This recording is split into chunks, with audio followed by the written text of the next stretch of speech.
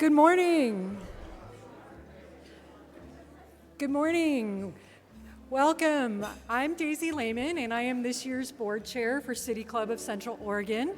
And on behalf of the board, I'm very pleased to welcome you to our March Forum. I'd like to start out, first of all, by thanking our members and our sponsors. If you're not aware already, the fees that you pay to attend our programs don't cover all our costs. It is really thanks to the generous support of our members and our sponsors that we're able to bring programming like this to the community.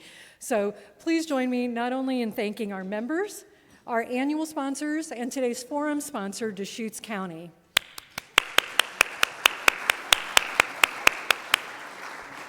I'd like to also ask for a show of hands, who in this room this is your first City Club forum that you're attending?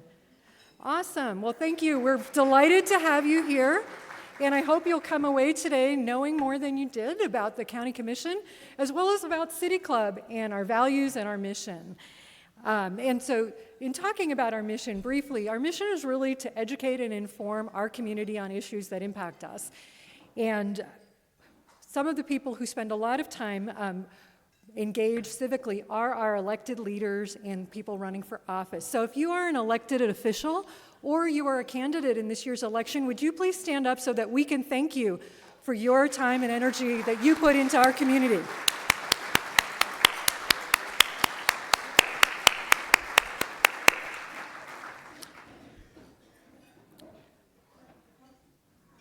Over the last year or two, we've spent several of our forums have focused on growth in our community. And changes to the structure and composition of our county commission are really one of the results of a lot of the growth that we've had. So we're really delighted to be bringing this conversation to the community. There's been a high level of interest, and passion on this topic, everywhere from letters to the editor to spirited public meetings to conversations in coffee shops or over kitchen tables about what is happening and with choices that we're going to have to make as a community.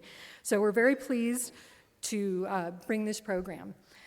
That being said, just a couple of notes before we get into the program itself. Two things to bring to your attention. The first is we have had a speaker substitution today. Those of you who have been attending City Club forums in the past know we have different formats depending on the topic. Sometimes we have a speaker or speakers who go through a presentation and Q&A at the end. Sometimes we have a panel discussion. Today's format is primarily a panel discussion. One of our speakers was uncomfortable and withdrew. From the forum team's perspective, we wanted to make sure, as a very important part of this discussion, we had people who served on the mapping committee who voted both for and against the maps that are proposed. So I just want to call out in particular and thank Ned Dempsey for stepping in and bringing that perspective to the table. We really want that balanced perspective, and that's one of the values of City Club. So we really appreciate Ned for graciously stepping in. Also wanted to bring your attention to questions and answers. Those of you who have attended forums in the past know we normally conclude with a Q&A session. There are plus and minuses, and we have, over the years, tried many different ways of doing Q&A if you've been here. Nobody's ever happy with any of them. We've had roving microphones. We've had a stationary microphone with people lining up. We've tried apps where people submit questions and they're handed to the moderator. So many things. And as I said, there are plus and minuses. With today's topic, with the full room, we're trialing something new. So we thank you for allowing us to do that. What we did this time, given the interest, and as somebody who's been on the programming committee at City Club for 8 years, our biggest challenge is always, how do we fit everything that we want to deliver to people in the 50 minutes to 60 minutes that we have, and and allow for Q&A. So what we're trying this time, and we'll be looking for your feedback afterwards, we reached out twice to everybody who was registered for this forum. The second time was mid to end of last week, to say, please submit your questions in advance. So what we did was we collected those questions. Some of them just went right to the top because multiple people had the same question. And even then, we're not going to get to all the questions, but we've tried to incorporate as many as we can into the panel Q&A itself. So that's going to be a little different, and so we're going to run our program longer and incorporate the Q&A into the program. So there won't be the opportunity for audience Q&A. We welcome your feedback. We do send out a survey to everyone who attended the forum, and that will certainly be one of the questions, and we look forward to hearing from you what you think worked and didn't work. And we really do read that feedback and take it into consideration as we do things going forward. So thank you for your patience. Without further ado, it's time to move into the program itself. I'm delighted to introduce our moderator today. She is Judy Sigler. Judy teaches political science and state and local government at COCC and OSU Cascades. She was also an elected state representative from 2009 to 2011. And we're very delighted that she can be here today to set the stage, give us some information about how we got here, and then bring on the panelists. So please join me in welcoming Judy.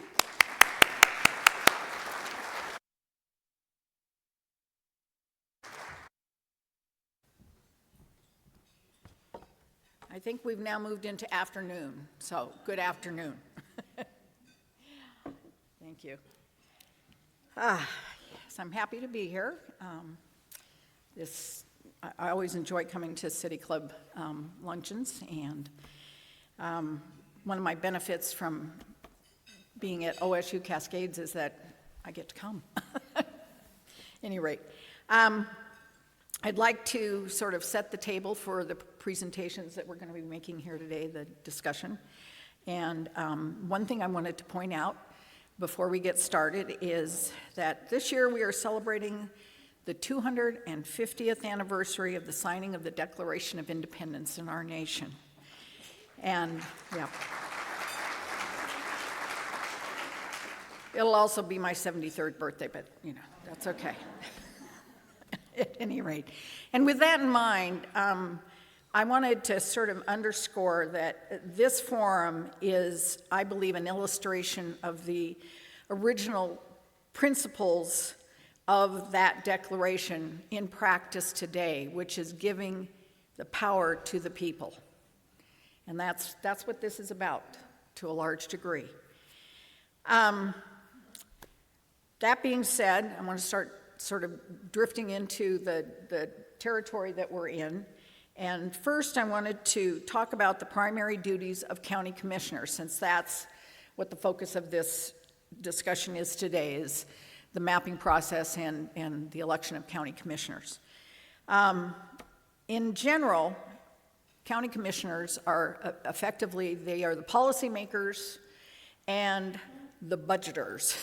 They are the people that pass the budget for county governments. And the policy making has to do with key duties that the counties do across the state of Oregon.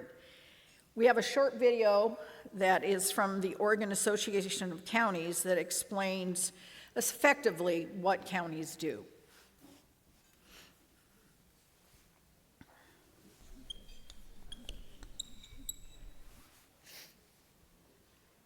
Oregon's 36 counties weave together the fabric that makes our state a great place to live, work, and play.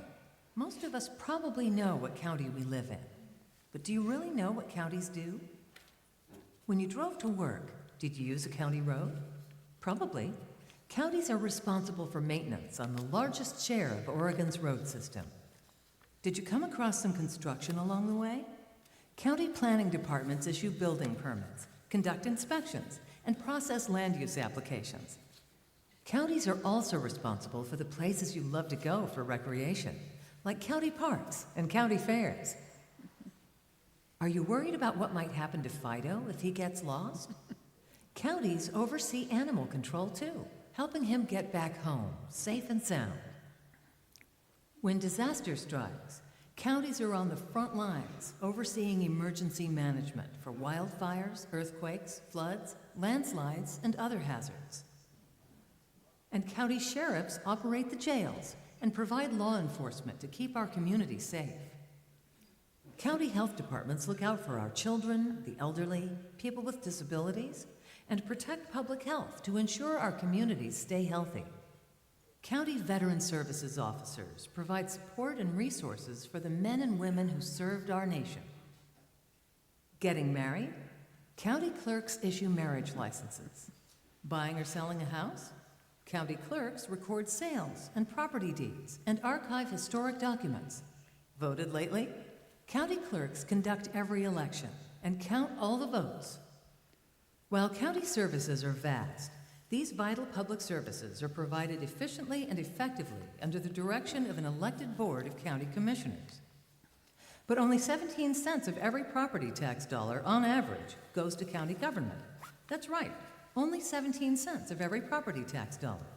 The remaining 83 cents of your property tax dollar goes to schools, cities, and special districts. Counties make the best use of every cent to ensure the highest quality of life for all Oregonians. Want to learn more about Oregon counties? Visit OregonCounties.org.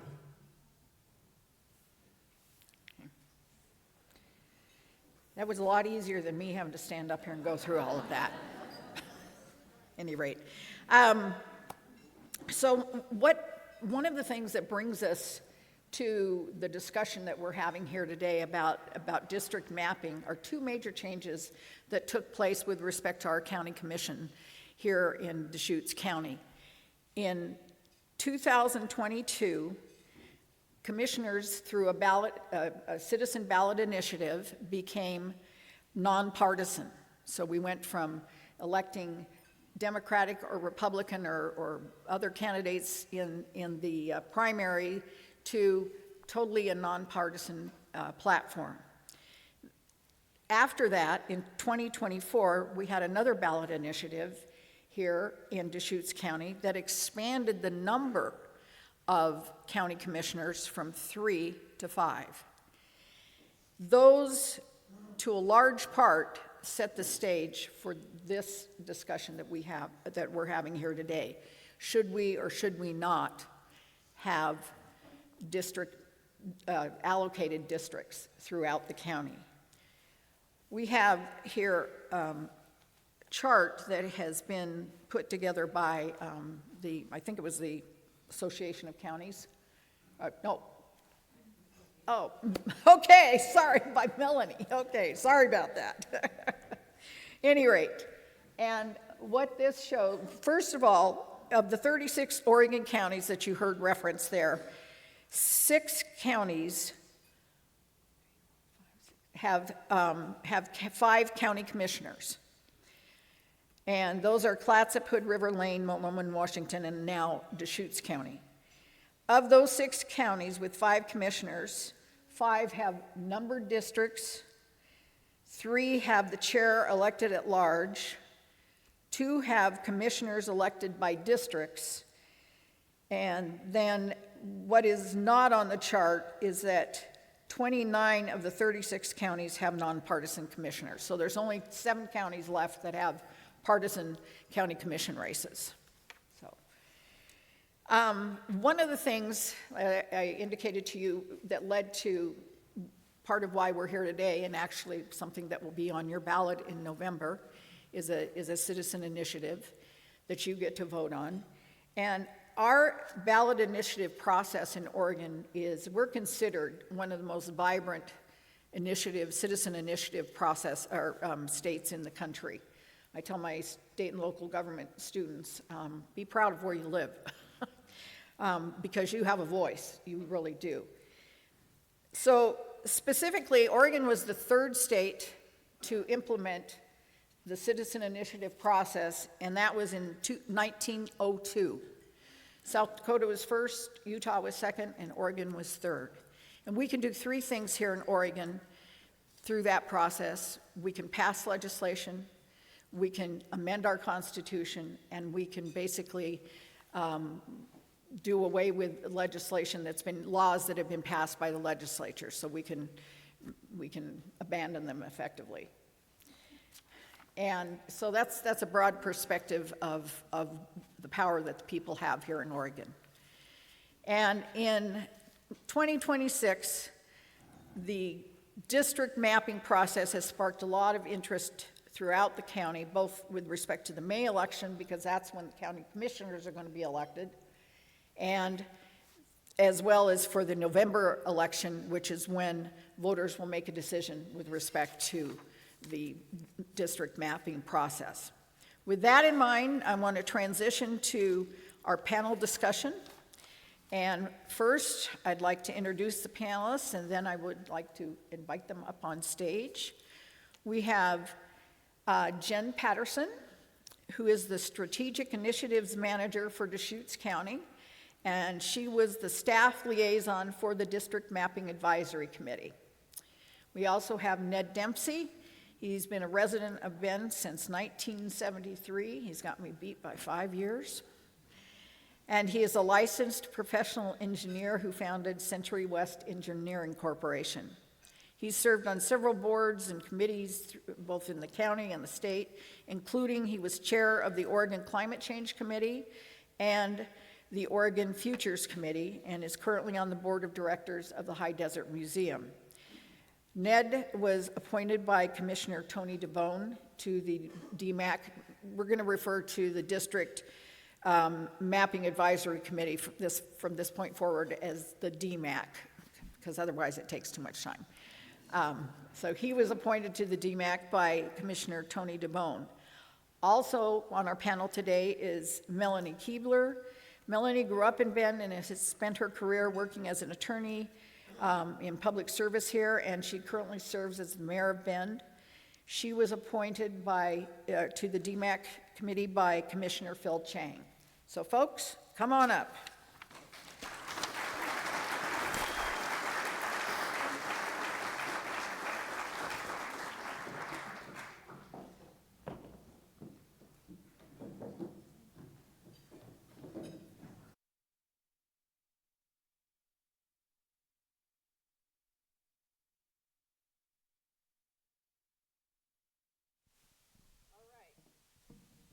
Guess I have to, is it on? What? Really close. Oh, I have to hold it really close now? Okay, we're good. I have to eat it, right? Okay, chew on it. So we have, like I said, we have these three folks here who are going to help us have a better understanding of what the process, the District Mapping Advisory Committee process was.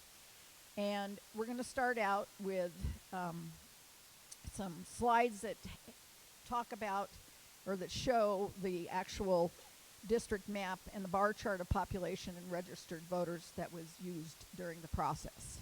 So if we can have those pulled up. This is the proposed district map for the county commission seats. You'll see there. And the numbers appear over in the left-hand corner there. And then we have, and as you can see, position 1 and 2 are mostly the city of Bend there, and then 3 is up there around Redmond. 4 is what's known as South County, which is a large geographic area.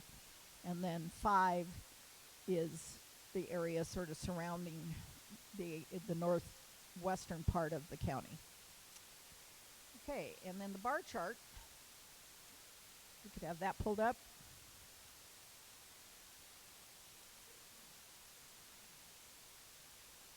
There we go.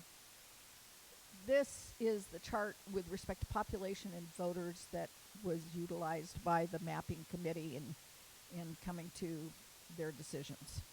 So I won't be explaining this. Somebody else will talk about this above my pay grade. So now we're going to head into the actual questions and discussion. And first up is going to be Jen Patterson.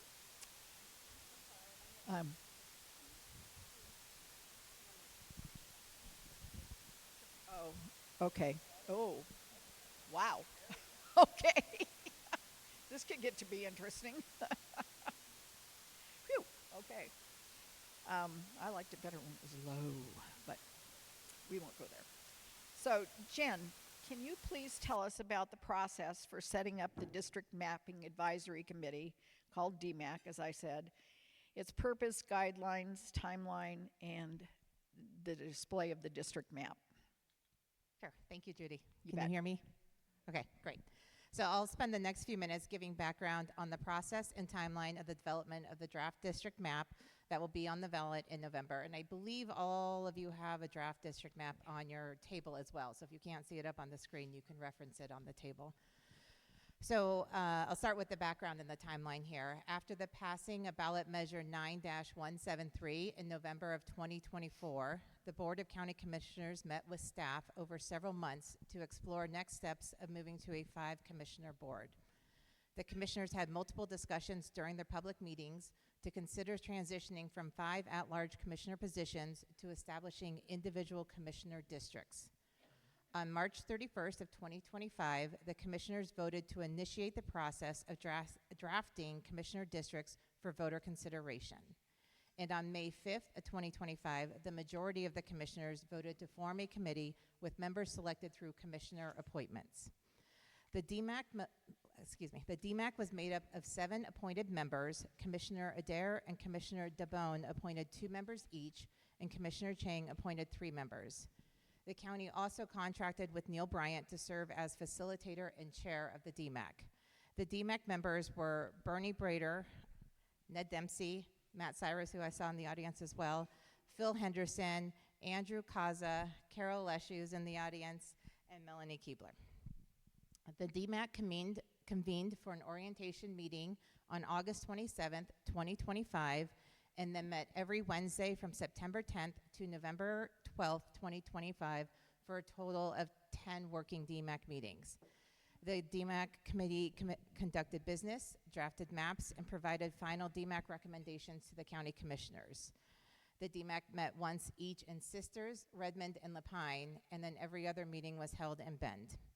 In addition to the regularly scheduled meetings, the DMAC held a community listening session in Bend on October 16th. That meeting took place in the evening and gave members of the public an additional opportunity to comment on DMAC activities and provide feedback. The DMAC had a website that was updated regularly. All meeting schedules, materials, video recordings, draft maps, data, record of all votes pertaining to the DMAC, and other related materials are available on that website, and that can be found at Deschutes.org. Deschutes.org/DMAC. That website is still up, and all of those materials are still available for all members of the public. Each DMAC meeting began with public comments. Comments could also be emailed, and all emailed comments were distributed to DMAC members before each meeting and posted on the website. At the first DMAC meeting, committee members were given 2020 census population counts by precinct, updated registration voter counts by precinct, and members were also given county precinct maps. Additional data and resources were provided over the course of the meetings as requested. During the October 15th meeting, a motion was made to use the updated voter registration data as the primary population data set, and that motion carried on a 4-3 vote from the DMAC members. Voter registration and census population data were continually provided for each draft map that were under consideration. The DMAC was also given a commissioner-approved set of guidelines to use for its map drafting process. Over the course of the meetings, the members requested clarification from the commissioners on a couple of topics. Those included, could they propose a map with 4 districts and 1 at-large seat? The majority of the county commissioners clarified that they wanted 1 draft map with 5 districts and no other options for consideration. They also asked the commissioners for clarification on challenges they were facing to accommodate all of the map drafting criteria. They asked if the commissioners preferred splitting some precinct lines or increasing the targeted population range from 5% to 10%. The majority of the commissioners clarified that they prefer not splitting precinct lines and to update the guidelines to read, maps should be drawn to approximately equal population size to be within a 10% range between the largest and smallest district. So if you could put that bar chart up there, I can explain that bar chart real quickly. So the bar chart shows that range of the 10% from the smallest, from the population set from the smallest to the largest. So the box, the gray box at the top is that 10% range. And they had that data available for voter registration and for 2020 census during their considerations for all draft maps throughout the process.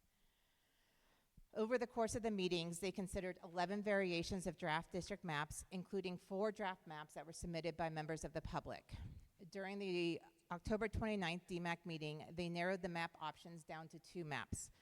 They met for the final time on November 12th, and on a 4-3 vote, recommended for county commissioner consideration the map on display and available on your tables. So that is the map that has been put forward. I'll just wrap up here with just the next steps here. During the December 3rd BOC Board of County Commissioner public meeting, the commissioners considered the recommendations from the DMAC, and all members of the DMAC were invited to provide comments to the commissioners. Following discussion, the commissioners agreed to schedule a public hearing on the draft map. 2 public hearings took place on the evening of January 20th and the morning of January 21st, 2026. And following the public meeting, the majority of the commissioners requested additional time to review voter data. During the February 4th, 2026 meeting, the Board of County Commissioners on a 2-to-1 vote, the commissioners moved to forward the recommended map to the November 2026 ballot for consideration by the voters. And if that passes in November, that would go into effect in 2028. So in closing, I've covered an extensive timeline with a lot of details.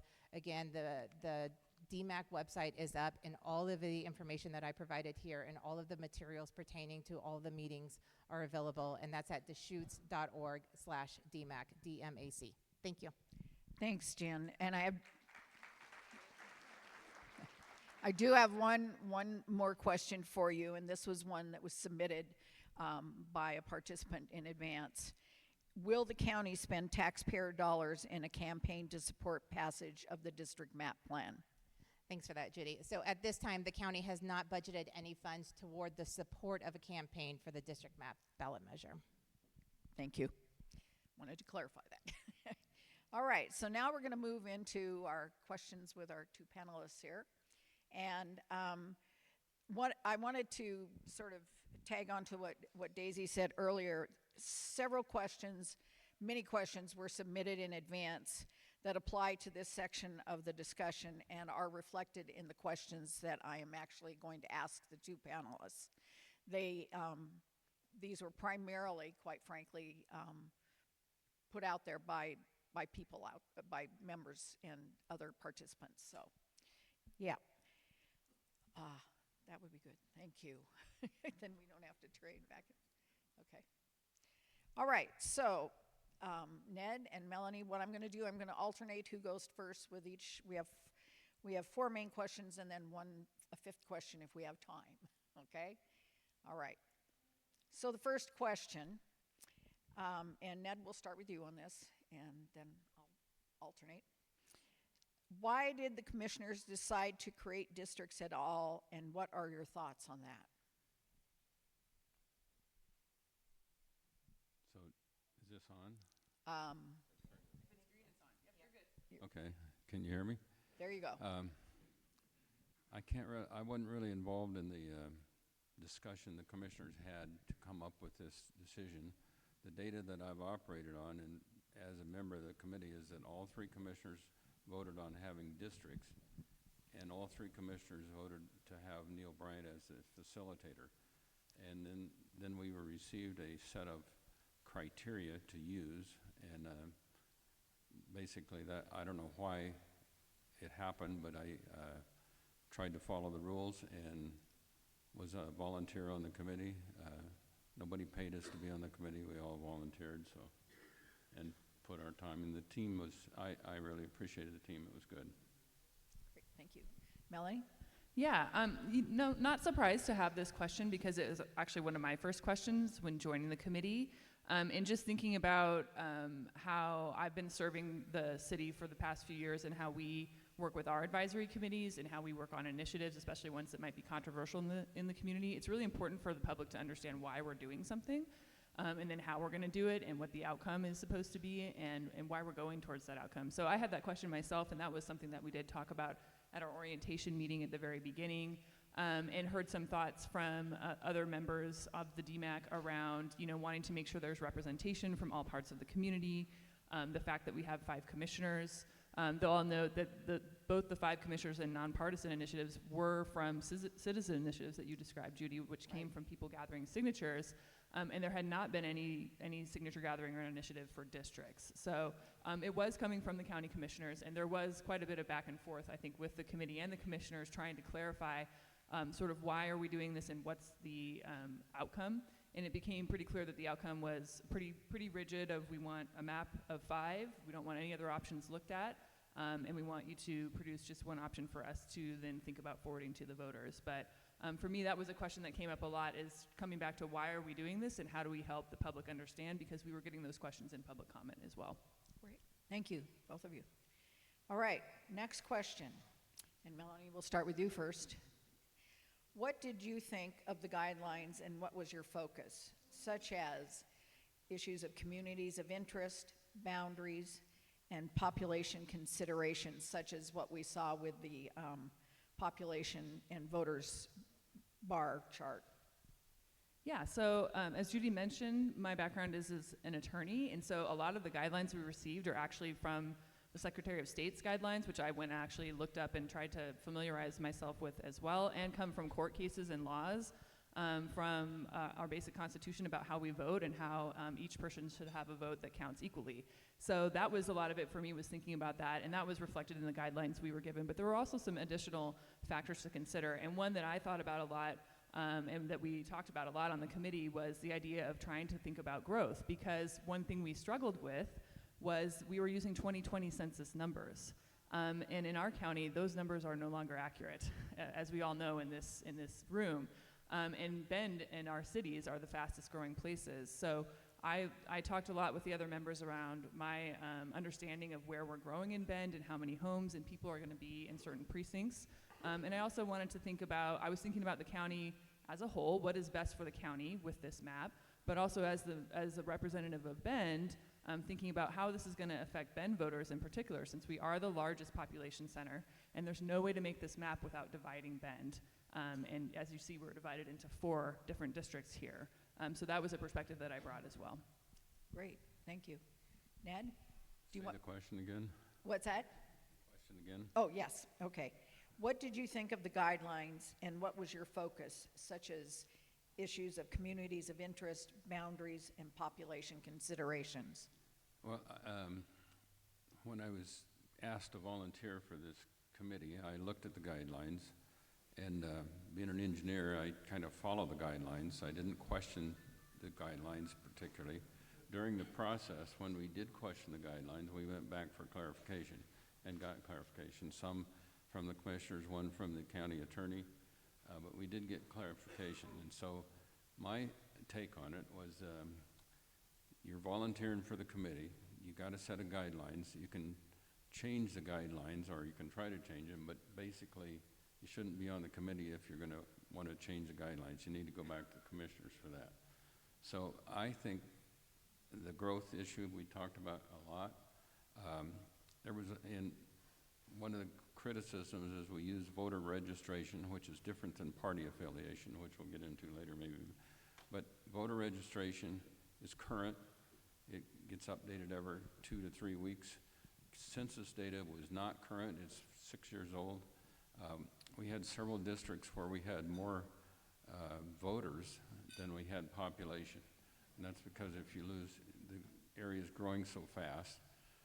So I wanted to make sure we had a database that we could use in case we couldn't make any other databases work. And so I voted and pushed for the voter registration because it was current, it was now. In 5 years, when you get a new census, the new commissioners can change it, the boundaries of the districts any way they want. But the one thing I could feel was, current and accurate was the voters registration. But as you can see from these charts, we use both data, and we use other criteria, like Melanie just said, growth. We use the library boards, same process, same districts. We use several databases, and the county has probably 100 databases, so we didn't look at all the databases, but we did look at the ones that we thought were pertinent to the issue. So I didn't question, after I volunteered for the thing, I didn't question the guidelines. That's up to the commissioners.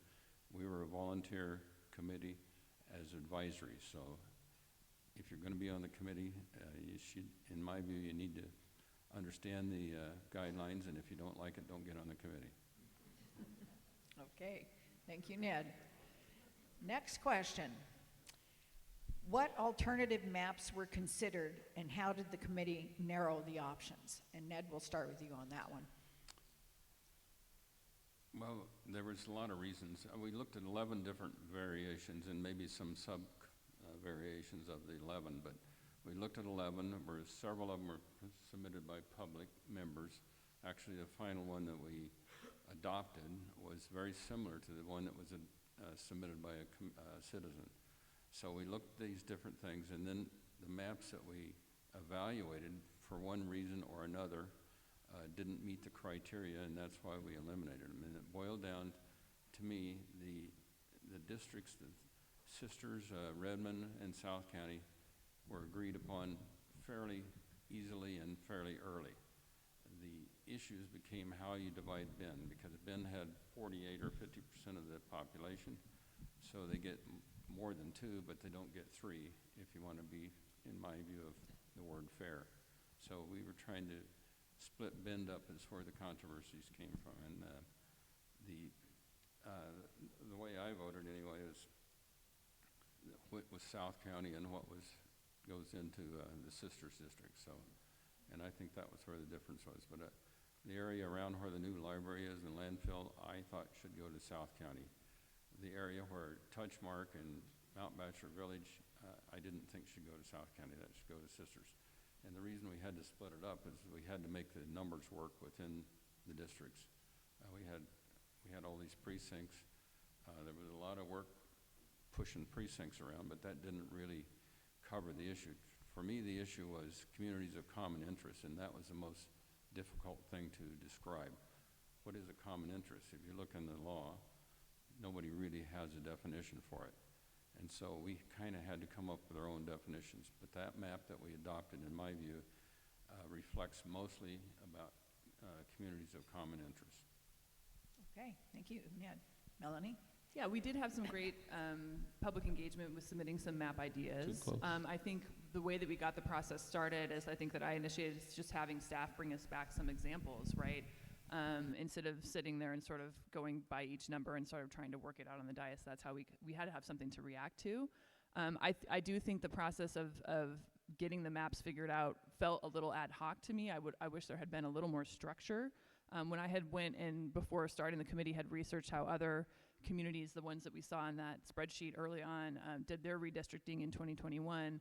Most of them had a fairly lengthy process that involved several iterations of maps, and even then recommending maps with a large sort of report on all the thought that went into them and giving their commissioners a couple of options. So we, I think, did the best we could, and staff did the best they could with their mapping software. I know that other counties also had hired consultants and people that do this work, because redistricting happens all over the place, not just in our state, across the country, and there are experts that can help with some of these line drawing activities. We didn't really have access to that, so we did the best we could as a group to sort of work through the examples that we'd been given and land on one that the majority of the committee voted for. All right, thank you. All right, next question, and we'll start with you, Melanie, this one. Why did you support or oppose the final map? Right, so I was on the side of the vote opposing the final map, and a few reasons. One being outcome and 2 being process. And so to go back to something that Ned was talking about a minute ago around using voter registration numbers instead of population. For me, when as I just explained, I tried to ground myself in what all of our other counties have done who do districts, who have legal maps that have not been challenged, that have stood up, under law. All of them had a couple things in common. They all use population. They all use population directly after a census. They all got their precincts to within 1%, sometimes less than 1% of difference between each other. And the reason that was important to me around that difference between precincts is when you have one large precinct, and if you look at the bar chart, the largest population precinct is the west side of Bend. That's the most voters in one precinct. And what happens is when you have more voters in one precinct and fewer voters in another, that dilutes votes and it changes the voting power of those voters. So I was really hoping that we would get to a place where we would have very, very close in number population or even by registration number districts, and we did not get there. So that was one reason that I did not think this was a fair map to support. I also disagreed with the way that Bend was divided, and we had many a debate about that. A lot of that had to do with my focus on knowing that the southeast part of Bend is one of our fastest growing areas. We just had a great neighborhood roundtable with our southeast neighbors and did a huge presentation on all the infrastructure, building, and homes that are going to be happening there. And for me, that was one of the considerations we'd been given, but it seemed like it was disregarded when that fast-growing corner of Bend was placed into a district with Lapine. And it was a difficult task because I didn't think of it as land. I was thinking of people, right? Which people are going to be voting together and are going to be voting for their one commissioner that they get to vote for under this map. So I also was really worried about the process not building enough public trust to support this map, just from the way the process was from beginning to end. Pretty tough, I think, for the public to engage in, and I don't think necessarily very representative of the wide swath of our community, though I'm very appreciative of everyone who was on that committee with me for giving their time. I think there was maybe a different way to set up that committee for success that might have led to a map that more people could support. Thank you. Ned? Oh, but I guess for me, the communities of interest were the most important part. A lot of effort was spent on precincts and moving the numbers around so we got the right numbers. But for me, living in an engineering world, you can move numbers around, you can make numbers say anything you want, and you can do anything you want. And so I focused on what I thought were communities of interest. And as far as the fast-growing areas, Melanie's right, the southeast is fast-growing, but I moved here, there were 11,000 people in town. To me, the whole place is growing fast, and still is. And you look at all these other places, they're still growing fast. And I've also been here long enough to know that some areas grow really fast, and then we grow really slow. So in 5 years from now, we'll have a census. The county commissioners, whoever they are, can change the rules, they can change the district maps, they can do whatever they want. And if one area is growing so much that it dominates the process, then change the map. So I looked at it from a point of view of, yes, it's growing fast, but everybody's growing fast. And how much is too much or how much is not enough, I couldn't get my head around that. So I just voted on what I thought was the communities of interest. And to me, the southeast part of Bend, where the new library is and the landfill is, that related more to South County than it did to the west or east side of Bend. And the west side, which is where Touchmark and Broken Top in that area, I felt related more to the north, to Sisters District than to South County. So the mapping process, the map B and C, which we ended up with as the final maps that we were trying to decide on, I just felt that the southeast part of Bend related more to South County than not, and the west side of Bend did not relate to South County. So that's why I supported the map that we adopted, and it really boiled down to how we divide Bend. Like I said, Sisters, Redmond, and South County were already, they were pretty easy actually, and we agreed on those early on. So it was how you split up Bend. And the reality is I don't think there's any map that's perfect. I don't think anybody can go through a process that we did and come up with a perfect map. We're in mid-census, which complicated everything. So anyway, I think we just gave it our best shot, and that's, my opinion, is the map that was adopted. All right. Thank you, Ned. We've got time for one more question, and this won't be the last. You get another question a little later on. So, but based on everything that we've heard you talk about, what are your thoughts on public feedback and opinions around the process? And Ned, we'll start with you. You've got about a little over a minute. I don't really, I'm not, as Melanie said, she researched all this. I didn't research it all. I didn't question the process particularly. I didn't feel it was my role, and I didn't really have a problem with the process. Like I said earlier, I looked at the process. I volunteered assuming that the process was okay, and we did go back a couple of times to the commissioners and one time to the county attorney. I've been criticized a lot for gerrymandering. One of the issues that we did not consider, and I was the main proponent of not considering it, is political party affiliation.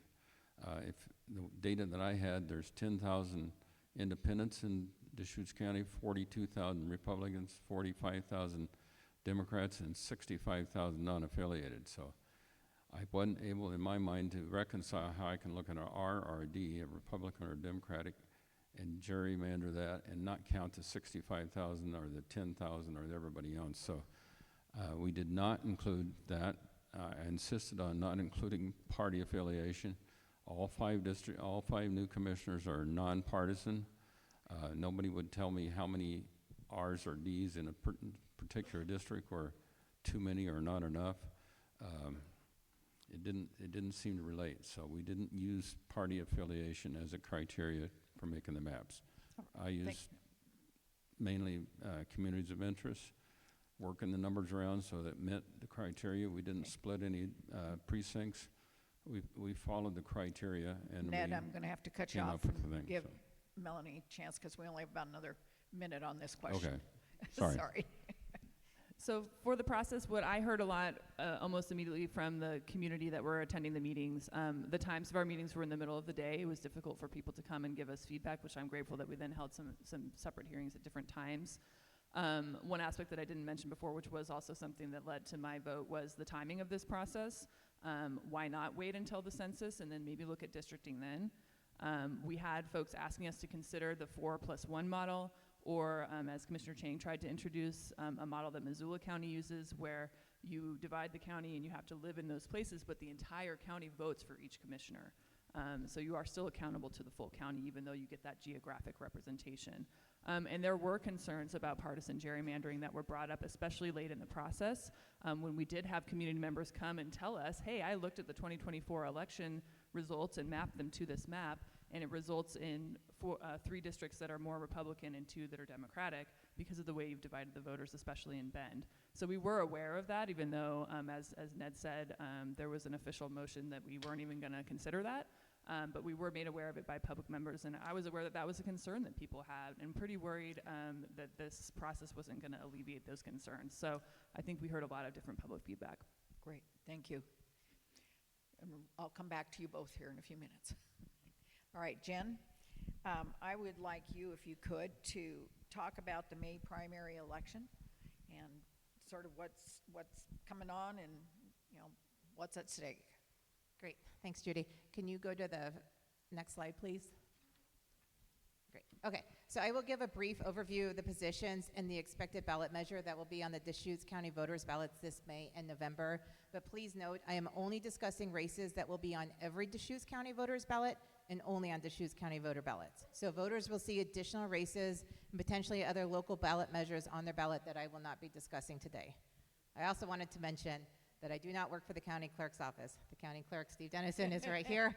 So I volunteer him to speak up if I misspeak here. So I'm representing the following information to the best of my knowledge, but this is not my area of expertise. I did consult with Steve, though, before, so hopefully the slides are accurate. There are several different types of election schedules and winning thresholds for county-wide positions. All of the ones I'm discussing today are nonpartisan positions. So we'll go with the first box up here, which is the assessor and commissioner's positions. They are on the May primary ballot every 4 years. This year, as we've discussed, there is an exception to that schedule as there are 2 new commissioner positions, and those 2 new positions will be for an initial 2-year term, and then they will move to a 4-term cycle starting in 2028. Commissioner positions 1, 3, 4, and 5 will all be on the May primary ballot. Commissioner position number 2 will next be on the ballot in 2028. If a candidate in the assessor and commissioner's races receives the majority of the votes, which is 50% plus 1 in the May primary election, that candidate is elected. Otherwise, the top 2 candidates in each race moves to the general election. Now for that middle box up there, zoomed in, the clerk's, sheriff's, and treasurer's positions are on the May primary ballot every 4 years, unless there are fewer than 3 candidates. If there are fewer than 3 candidates, that contest moves to the general election. If there are 3 or more candidates, those candidates will appear on the May primary ballot. If one of those candidates receives a majority of the votes in the primary election, that candidate alone is nominated and then will appear on the general election ballot. If no candidate of those 3 races receives the majority of the votes cast, the top 2 candidates move to the general election ballot. Okay, for the third box up there, this is the district attorney candidates.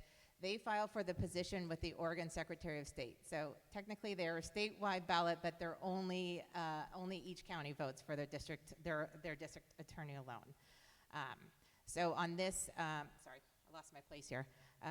They are on the May primary ballot every 4 years. If a candidate receives a majority of the votes cast, that candidate is elected in May. If no candidate receives a majority of the votes cast, the top 2 move to the general election. Okay, next slide. So now you're going to see the slides of these are the candidates that are going to appear on the May ballot. The county-wide positions that will be on the May primary ballot are assessors, county commissioner positions 1, 3, 4, and 5, and the district attorney. I won't read out the names, but I'm sharing them on the screen, and all of this information can be found on the county clerk's website at deschutes.org/elections. Next slide, please. All right. The countywide positions and issues that will be on the November general ballot are clerk, sheriff, treasurer, the district map ballot measure. Additionally, the assessor and some or all of the county commissioner positions 1, 3, 4, and 5 could be on the November ballot if no candidate received a majority of the votes in the May primary elections. Again, I won't read out the names, but I'm sharing them on the screen, and the information can be found at the clerk's website. Additionally, the deadline to file for a ballot measure to appear on the November ballot is August 14th, 2026. Because the deadline is in August, there could be additional ballot measures that are on the November ballot that haven't been discussed today.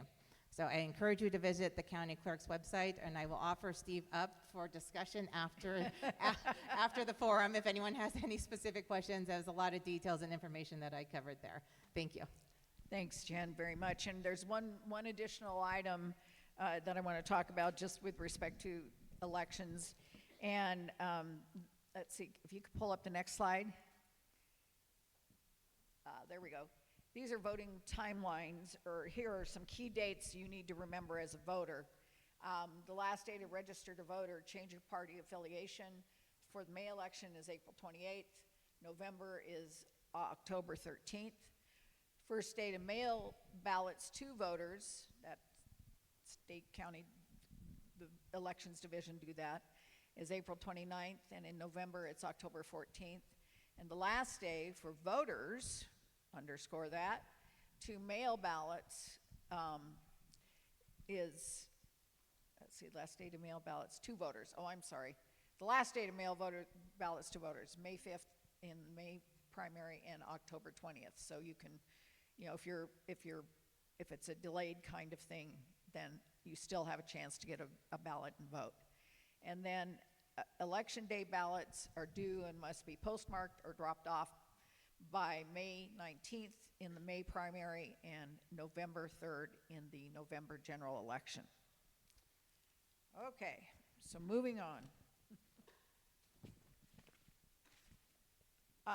In another issue with respect to elections, in the November election, it's not just going to be the multiple county elections that Jen talked about, but you're also going to see on your ballots in November, you're going to see the district map proposal. You could see statewide or a ballot measure sent to you from through the statewide process. You could see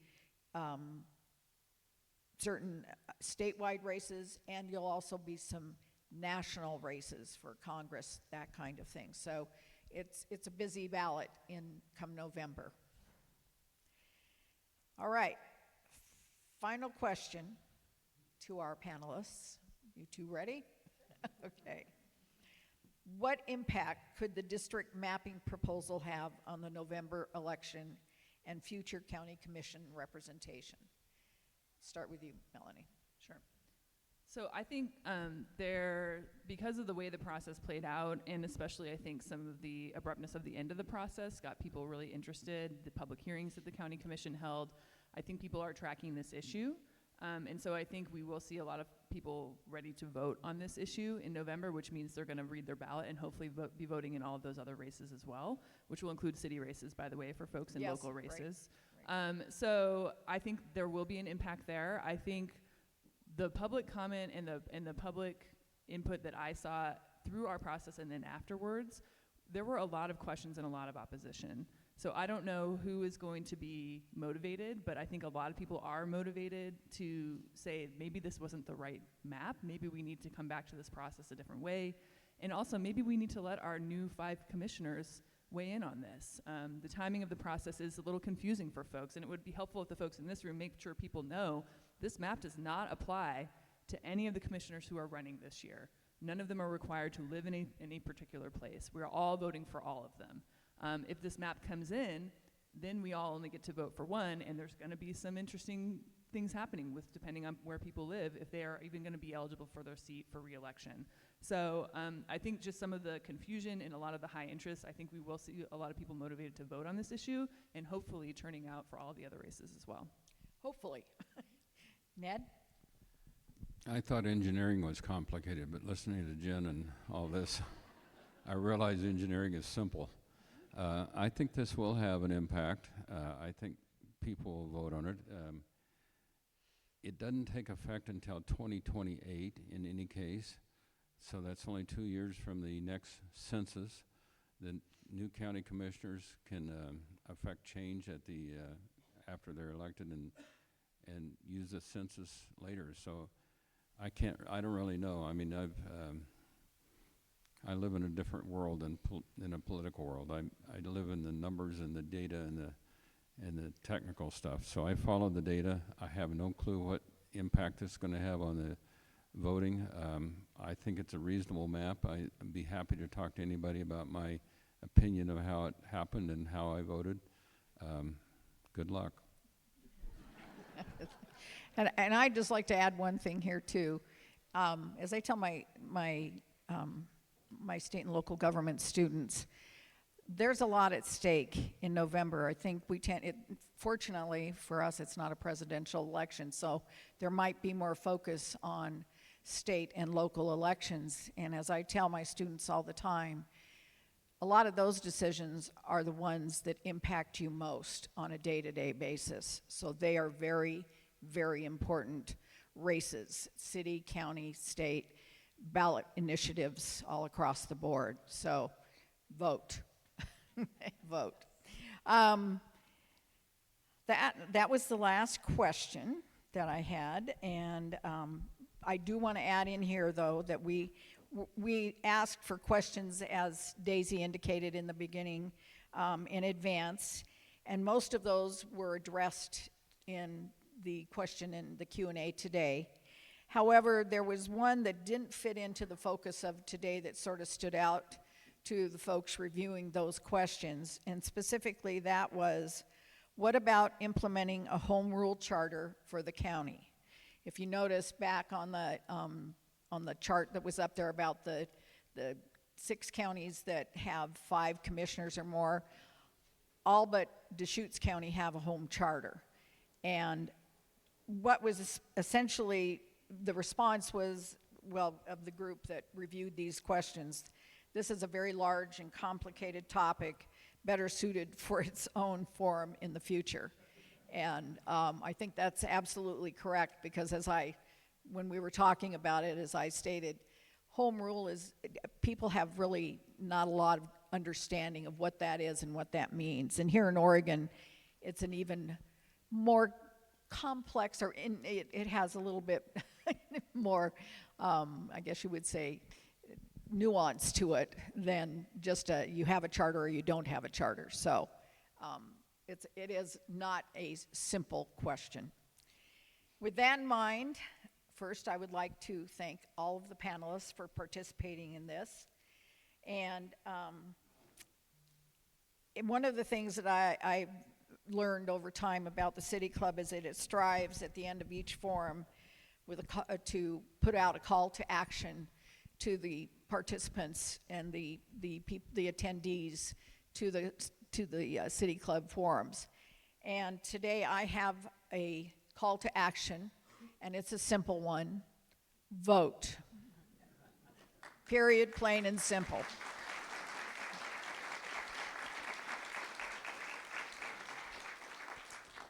And again, thank you, panelists. Thank you, Judy. Appreciate it very much. Thank you, everybody. My name's Amber Thatcher. I'm the Executive Director for City Club.